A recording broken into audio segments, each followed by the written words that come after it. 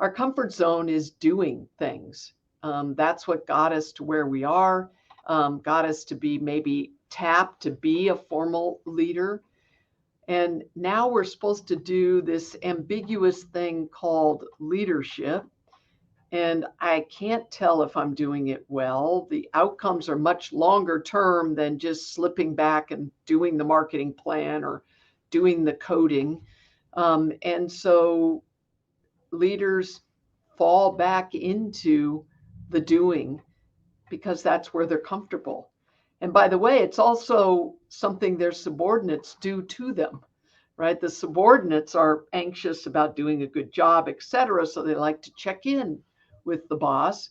And if they can, they like to put the problem back on the boss's shoulders to work on and handle. And given that bosses are anxious about true leadership and are more comfortable in the doing, they take on those problems. And pretty soon, you have absolutely no time for leading because you're too busy doing all the work that your subordinates are anxious about. And so they've essentially given it back to you. Right. I had a great conversation with Terry Cole a couple weeks ago, who wrote a book about boundaries.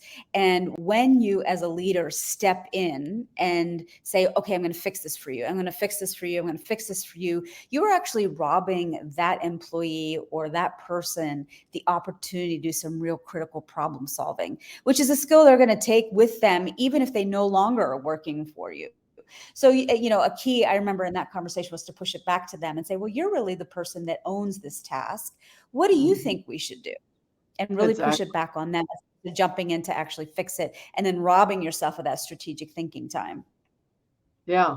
And in the moment, it feels a little difficult, like you're not giving the subordinate what he or she wants, but you're really giving them what they need over the long term, which is the ability to grow. And we collude in it as leaders because it gives us a chance to go back and visit our comfort zone, solving the problem rather than leading the people.